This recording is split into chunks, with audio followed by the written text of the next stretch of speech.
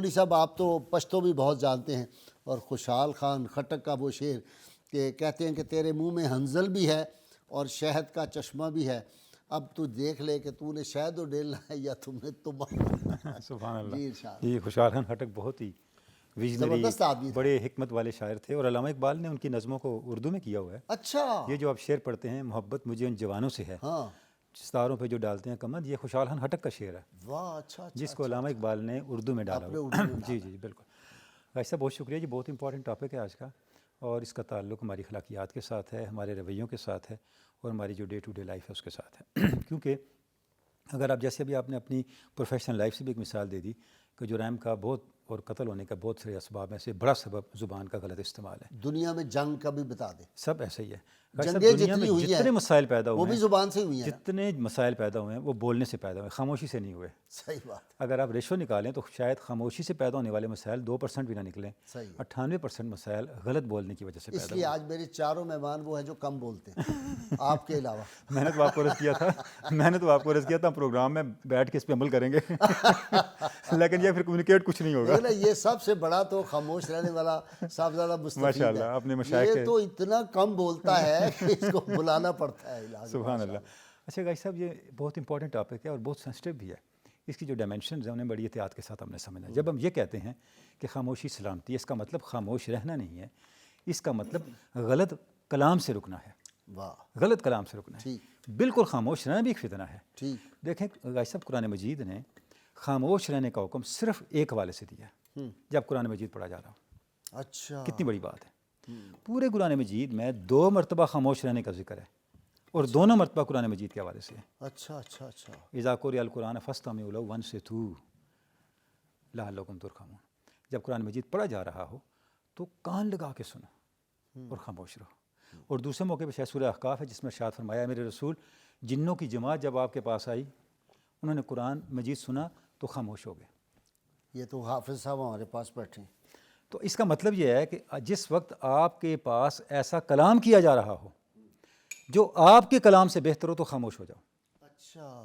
قرآن مجید نے ایک اصول دے دیا، ٹھیک. کیونکہ کلام اللہ سے بہتر کوئی کلام نہیں ہو سکتا، تو وہاں خاموشی فرض قرار دیتی گئی، لازمی قرار دیتی گئی. جس وقت حضور داتا گنج بخش نے کشف المحجوب میں بہت قیمتی جملہ لکھا، آپ نے فرمایا کہ اس وقت بولو جب نہ بولنے سے فتنہ پیدا ہونے کا اندیشہ ہو. واہ واہ واہ واہ واہ. اس وقت بولو. کمال ہے جی. یہ مسٹیک ہے، یہ صوفیاء کی اپروچ ہے. اچھا، ہمارے سارے مسائل بولنے سے پیدا ہوتے ہیں، معاملہ ہی الٹا ہے. اور ہم جس وقت مسائل حل ہونے ہوتے ہیں اسی وقت چپ ہو، مطلب جب مسائل پیدا ہو رہے ہیں خاموش ہو جاتے ہیں، اور مسائل پیدا کرنے پھر خوب بولتے ہیں.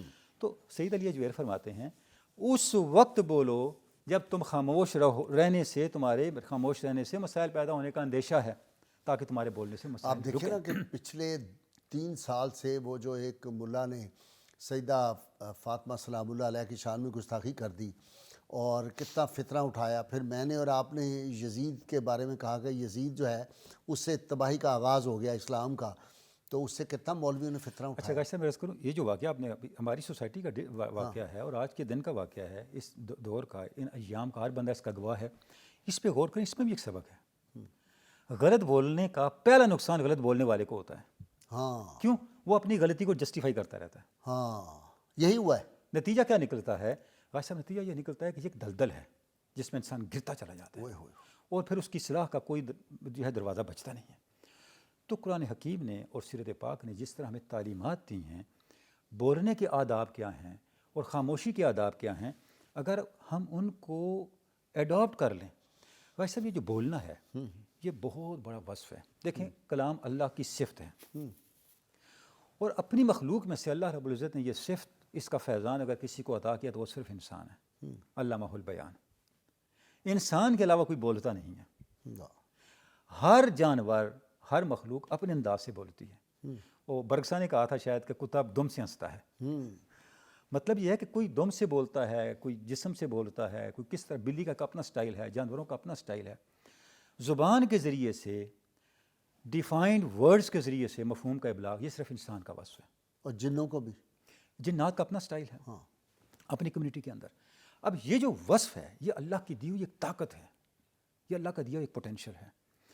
یہ آپ کے کریکٹر کی جو انرجی ہے اس کو ڈیزالو بھی کر سکتا ہے اور اس کو انٹیگریٹ بھی کر سکتا ہے. بھائی صاحب بڑی پیاری باتیں ہوئی پروفیسر صاحب نے اور ڈاکٹر صاحب نے جو فرمایا. میں دو باتیں کہنا چاہوں ایک فرق ذرا وہ ڈاکٹر صاحب سے بھی سوال.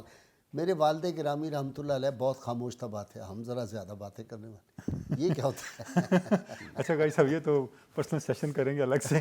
گزارش یہ ہے کہ یہ جو بولنے کی اور خاموشی کا ذکر ہو رہا ہے, جب ڈاکٹر صاحب فرما رہے تھے, اب دیکھیں اللہ رب العزت نے زبان ایک اور کان دو دیے ہیں. بتایا ریشو جی ہونی چاہیے کہ خاموشی کلام سے زیادہ ہونی چاہیے, ورنہ زبانیں بھی دو تھیں. تو یہ اس کا مطلب یہ ہوگا کہ سننا جو ہے وہ بولنے سے زیادہ ریکوائرڈ ہے ایک صحت مند معاشرے کے لیے. جب آپ اپنا جتنا بول رہے ہیں اسے دگنا سننا شروع کر دیں تو بہت سے مسائل حل ہو جائیں. دوسری بات یہ ہے کہ بولنے کے بجائے خاموشی سے انسان کے اندر کیا کیا ڈیولپمنٹس ہوتی ہیں. آپ دیکھیں جب حضرت زکریا علیہ السلام نے اولاد کی دعا کی تو اللہ رب العزت نے اس کے لیے نشانی کیا دی؟ قال آیاتک اللہ تکلم الناس ثلاث لیال سویہ. نشانی یہ ہے کہ تم 3 دن رات تک خاموش رہو گے. مطلب یہ ہوا خاموشی سے صرف برین سیل ہی نہیں بنتے, مین سیل بھی بنتے ہیں, جنریشنز بنتی ہیں. خاموشی سے جنریشنز بنتی ہیں. یعنی ایک ایسا زمانہ جب اولاد ہو نہیں سکتی اللہ رب العزت نے اولاد عطا کر دی. جو سیدنا علی مرتضیٰ شیر خدا کا قول ہے, کمال ہے, امام حسن کو فرمایا کہ یہ جو زبان سے نکلنے والے الفاظ کے زخم ہوتے ہیں یہ جسم کو نہیں روح کو زخمی کرتے, اور یہ کبھی مندمل نہیں ہوتے. ہاں جی, یہ ہمیشہ جو ہے تر و تازہ رہتے ہیں. تو اب اس کا مطلب یہ ہوا کہ زبان کا استعمال جو ہے وہ ہمیں حکمت کے ساتھ کرنا چاہیے. یہ ایک ہمارے پاس امانت ہے اللہ رب العزت کی, اس کو اس طرح استعمال کرنا چاہیے جس طرح سے سوسائٹی میں کنسٹرکشن ہو, سوسائٹی میں تعمیر ہو اور سوسائٹی میں خیر پھیلے.